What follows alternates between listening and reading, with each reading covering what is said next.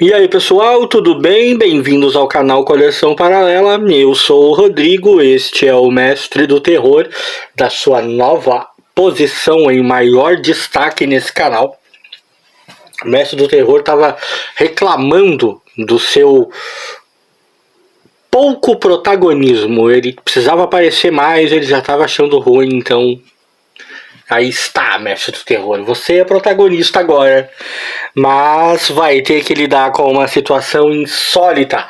Vai ter que lidar comigo falando do quê? Dos gibis da Cuca. É isso aí, minha gente, a série... Não é uma série de verdade, tá? Mas... digamos assim que os vídeos em que eu falo dos quadrinhos mais inusitados e díspares possíveis continuam.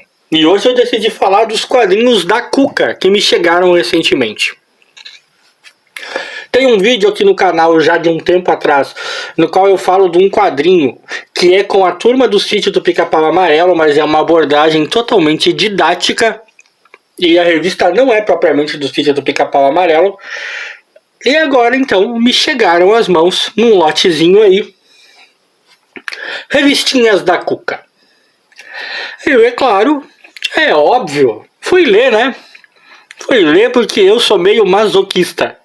E eu gosto de experimentar todas as coisas. Os quadrinhos são os meus tóxicos. E eu sou do tipo do toxicômano. Toxicômano, não é toxicômano. Prestem atenção. Que gosta de experimentar de tudo. Então cá estamos nós com os quadrinhos da Cuca. E o que eu posso dizer para vocês a princípio é que, graças aos céus, a pegada é bem diferente daquele quadrinho lá atrás, no qual eu falo da turma do sítio, naquela revistinha lá que não tinha nada a ver. Os quadrinhos da Cuca são quadrinhos solos da Cuca. Pelo que eu pude perceber, outros personagens da turma do Sítio do Pica-Pau Amarelo ganharam revista solo. A Emília obviamente ganhou, inclusive vieram quadrinhos da Emília nesse lote. Aguardem por vídeos. Sofra, Mestre do Terror, sofra. Eles virão, né? Eu vou ler e falar a respeito dos quadrinhos da Emília, com certeza. E a primeira coisa que salta aos olhos aqui é que eu primeiro deveria falar um pouco mais sobre a edição em si, né? Vamos ser mais organizados. Bom, são quadrinhos da Editora Globo, tá? Me chegaram às mãos aqui o número 9, que é de julho de 2007. E de setembro de 2007, o número 11. Nada demais quanto ao acabamento gráfico do quadrinho, bem padrão, né? Capinha no papelzinho um pouquinho mais trabalhado, papel jornal no miolo. Não há créditos. Eu, pelo menos, não encontrei em nenhum lugar crédito para saber quem escreve as histórias e quem desenha. Não encontrei isso aqui. Eu acho sempre uma pena quando não dão crédito para os artistas e escritores dos quadrinhos. Me chamou a atenção o anúncio desse quadrinho aqui do Cocoricó, né? É isso? É, Cocoricó. Me chamou a atenção. Tá aí outro quadrinho que eu experimentaria ler, né? Nunca é demais, eu tô sempre disposto a sofrer mais um pouco. Mas a pegada aqui, como eu disse, já dei esse spoiler, é bem diferente daquele outro quadrinho, tá?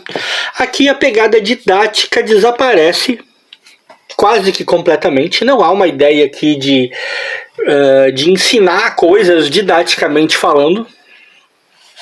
É um quadrinho bem mais voltado para o humor. E o humor infanto-juvenil, e bem mais infanto do que juvenil. Isso é fato. Mas a pegada é voltada bem mais para o humor. Em alguns casos, em sua essência, lembra muito quadrinhos tipo Turma da Mônica, Luluzinha, por ser aquele humor descompromissado, sem ser pesado, sem ser escatológico e sem ser na maior parte do tempo, infantil demais. Ou seja, eu estou surpreso. Os quadrinhos da Cuca não são assim tão ruins quanto poderiam parecer. E é uma coisa que eu pretendo descobrir, e eu vou descobrir quando eu ler os quadrinhos da Emília, é se isso é uma questão só da Cuca, né? Inclusive tem quadrinho do Saci também, ó. Ou se é uma questão que todas as revistinhas lançadas na época com personagens do Sítio do Pica-Pau Amarelo têm em comum, né? Mas ela tem um meio, vamos dizer assim, um pano de fundo, um universo em que a história gira, que é muito bem construidinho, com seus próprios personagens coadjuvantes. Claro, os medalhões do Sítio do Pica-Pau Amarelo aparecem aqui também. Num dado momento, numa das revistinhas, a Emília aparece, o Marquês de Rabicó aparece, entendeu? Aqui já tá a Emília, inclusive os dois, na verdade, né? Então, se passa dentro do contexto do Sítio do Pica-Pau Amarelo, isso é óbvio, mas ela tem todo um elenco de apoio que é muito próprio dela, com personagens do folclore brasileiro e de contos de fadas, né, inclusive subvertendo um pouco. Uma das melhores historinhas dessa edição aqui é essa aqui. Tem gosto pra tudo, é muito legalzinha essa história, em que o príncipe encantado acaba se encantando com a Cuca. Olha isso, príncipe encantado eu acho que bebe um pouco algo do tipo, tá? Ou seja, o Sítio do Pica-Pau Amarelo, ou pelo menos os quadrinhos abordando o Sítio do Pica-Pau Amarelo, se redimiram comigo. Porque eu estou diante de uma publicação que eu não consigo considerar ruim. Por exemplo, ela jamais figuraria naquela série que eu postei há um tempo atrás aí, né? Que era as aquisições que eu me arrependi de ter feito. Não, é bem legalzinho, né? É bem divertidinho. Não deve em nada a quadrinhos tipo que eu já mostrei aqui, Sérgio Malandro, Xuxa, é muito melhor que o da Barbie, quase tudo é muito melhor que o da Barbie, né? E por aí vai. Não deve em nada a esses quadrinhos, tem uma pegada em estilo de humor muito parecida, um elenco, uma mitologia, um universo muito próprio, que é muito. O universo do Sítio do Pica-Pau Amarelo em si é muito rico, né? Mas como acontece com N outros personagens que nós conhecemos, né? Turma da Mônica, Luluzinha e outros tantos aí, quando os personagens dessa turma têm suas revistas solos, eles têm seus próprios núcleos, não é? E a Cuca tem um núcleo muito bem fundamentado, cheio de monstrengos e tal.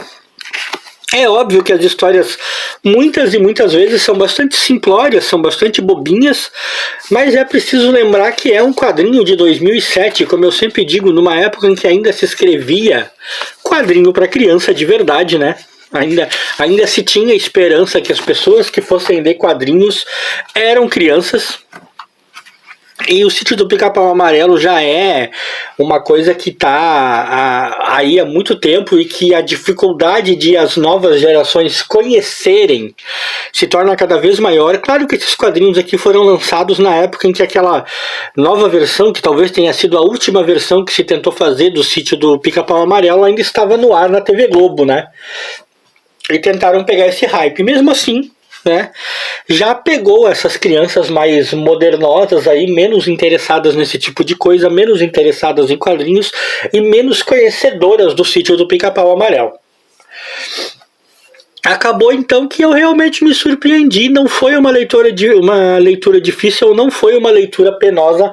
A arte é a contento, tá? É uma arte que não deve nada, é simplista, mas não deve em absolutamente nada a qualquer outra arte de quadrinhos do estilo, e que combina bem com a proposta.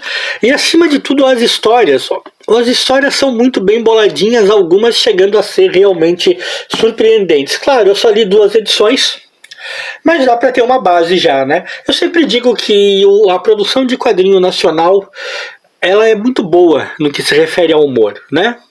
Eu amo o quadrinho nacional quando ele nos traz humor e terror. Embora no terror, muitas vezes, ela possa deixar a desejar bastante. tô sempre falando, minha maior crítica quase sempre se refere a roteiro. Mas no humor nós realmente somos engraçados. O brasileiro é um povo engraçado e isso se reflete quando se escreve humor. Então é muito competente ao que se propõe. Os quadrinhos da Cuca, eles são muito competentes. Valeu a leiturinha, cara. Eu consegui me divertir e adquirir mais uma experiência, né? Que é o que eu tô sempre em busca. Talvez a maior razão desse canal existir seja justamente o fato de eu poder cada vez mais ir comprando e adquirindo e experimentando quadrinhos que eu nunca imaginei que eu leria e poder passar a minha impressão para as pessoas. Ao contrário do Mestre do Terror, que embora deva achar a Cuca até engraçadinha, né, que o Mestre do Terror ele é meio chegado nessas coisas, eu não fiquei desapontado nem me arrependi de ter lido os quadrinhos da Cuca, não. Vale a leitura. Eu recomendo? Não, depende. Depende ao que você se propõe quando quer ler alguma coisa ou mesmo colecionar. O que eu posso dizer é que se você for ler e for ler tendo em mente o público a que se propõe esse quadrinho e a época em que ele foi escrito, né? Se você souber não exigir demais dele, você vai conseguir dar umas risadas e vai perceber que ele é muito leve, né? Um quadrinho muito leve, muito facinho de ler. Não sei qual foi a longevidade, não sei quanto tempo durou, né? Até onde a Globo conseguiu levar esses quadrinhos com a turma do Sítio do Pica-Pau Amarelo, mas sem dúvida foi uma tentativa válida. E se você gostou desse vídeo, deixa aquele like aí pra mim e pro elevado Mestre do Terror.